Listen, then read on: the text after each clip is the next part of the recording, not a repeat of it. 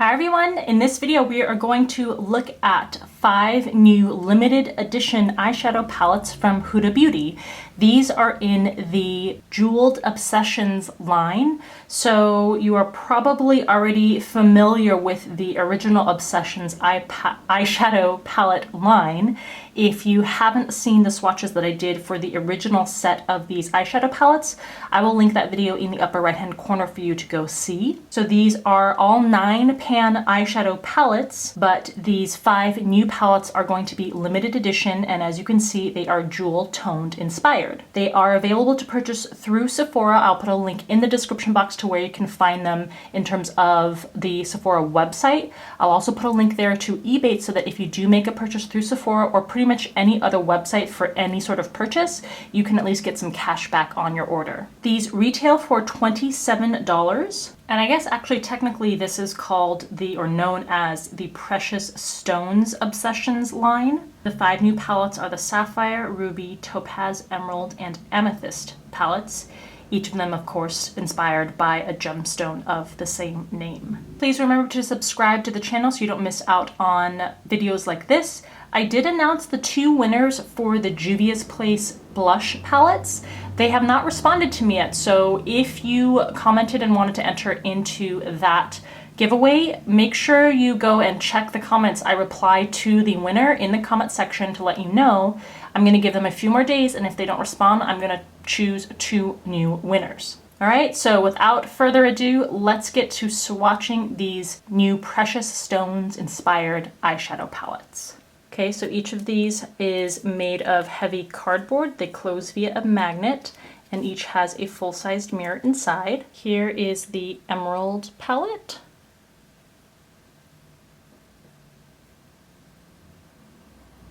The Ruby palette, and I literally just tinted it before pressing the record button.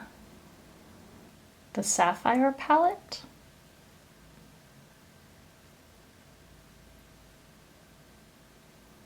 The Topaz palette.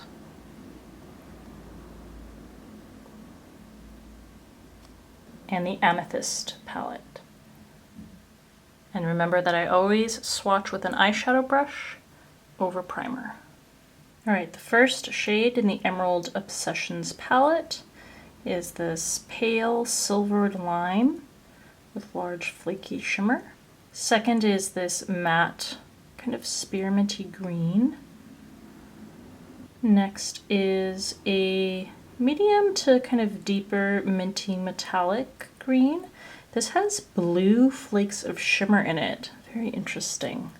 Next is a deep metallic forest green.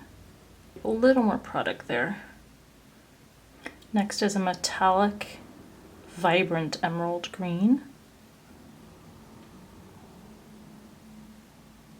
And then we have a matte, kind of brighter emerald green. Next is a matte olive green, so this is almost like a gray brown. And then we have a metallic olive green, that's more on the green side than the brown side. And last is a metallic, kind of like a limeade green, really pale green, mostly gold yellow. All right, there is your Emerald palette. The flakiest color is the very first one, but for the most part overall, these are very smooth and creamy. Both of these metallic shades, if you look really close, have flecks of blue shimmer, which is very interesting. I would say that my one criticism of the palette is that the flaky shimmer from the shade does tend to get into the other pans. I found myself having to wipe off the layer of them so that the swatches would stay matte for the matte shades. All right, with the Ruby palette, we start with a matte pale rose. Next is a metallic rich ruby with larger silver and pink glitter particles. Picked up a little more of that to layer this. Third is a slightly rosy coppery bronze, metallic. And then we have a matte deep ruby, Next is a metallic, slightly more berry toned ruby. And then we have a metallic brown with red, gold, and purple shimmer in it. Went back in the pan, I'm adding more product here. And then we have a metallic orange red. Next is a matte peach. I'm gonna add a little more to that too. Can't tell if this is just not opaque or if it needs to be layered. And last up is a matte raspberry. Okay, here are your shades. A little more patchiness with this batch, and you had the couple of shades that you really did need to layer. Again, the flakes from particularly this brown shade kind of got in the other pans. You can even see the streaks of brown in both these swatches here because of that contamination or transfer. Here's a close-up. The Sapphire palette, we start with a deep matte midnight blue. Next is a very vibrant sapphire metallic shade. Next is a metallic, this is more like a teal aqua shade. And then we have a matte, kind of like a Tiffany blue shade. Like a green blue. Next is a metallic deep sapphire. Really stunning shade here. And then we have a metallic gray silver, but it has these really small blue shimmering flecks in it. Then we have a matte lime green. Next is a matte, really vibrant, kind of like cerulean blue. And last is a bright, vibrant, metallic, kind of like a pool blue. All right, there are the swatches for that palette. The matte shades I noticed are not as opaque as I'd like them to be or really expect them to be from this palette. And then these two middle shades have a larger, chunkier glitter. Again, that can kind of fly into the other pans if you're not super careful.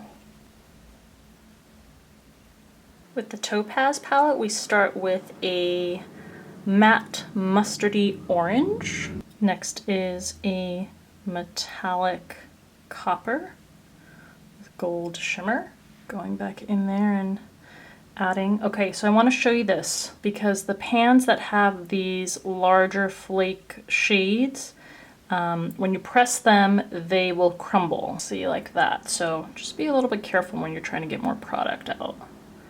Next is a very warm toned orangey brown, the matte finish. Next is a metallic, lighter, paler bronze. Next shade is a matte, very pale, peachy nude.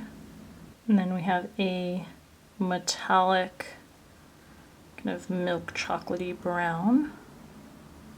Next is a medium to deep matte neutral brown. Another matte, very warm toned orangey brown. It's just a shade or two deeper than this first matte warm tone brown. And last is a metallic bronze. And I just want to show you what I mean in terms of it crumbling in the pan, and it gets all over the rest of the pan usually. All right, so there are your swatches. The mattes are much better and more pigmented in this palette. And here are your shades up close.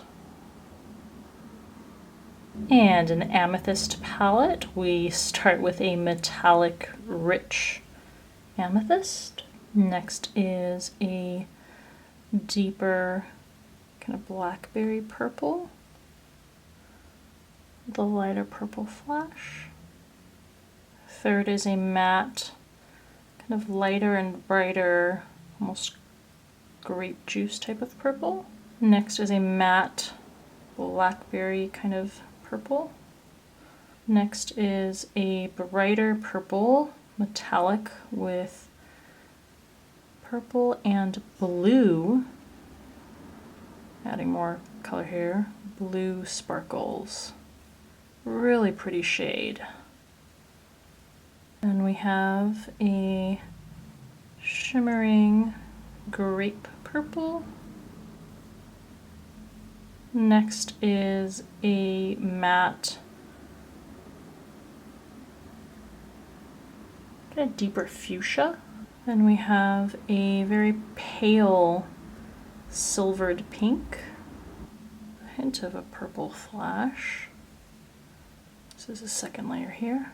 And last, is this almost neon-y fuchsia metallic finish shade.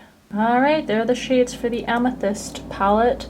Really pretty shade in the middle there, but again, they require just a little bit of layering for most of the shades.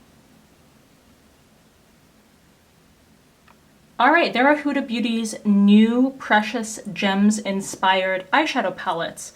Overall, the $27 is not a whole lot for a palette where you get 9 shades, so I think the price is pretty reasonable. Now, I wouldn't say that they are the utmost A+ quality because they could be more smooth, more pigmented, more even, and more consistent quality overall. But I do think the shades are really beautiful, and the palettes have a very nice balance of mattes and metallic / shimmering shades. I don't particularly love the shades that have more of that chunky glitter, and every shade has at least 1 to 2 of those shades because they're messy, they kind of get all over the place. At the end of the day, I think the more finely milled metallic shades give you pretty much the same effect. In any case, it is going to be a little more messy, so just keep that in mind. All right, please let me know in the comment section below what you think of these palettes. Stay tuned if you haven't seen the video for Kaja, which is a new Asian-inspired beauty and makeup line.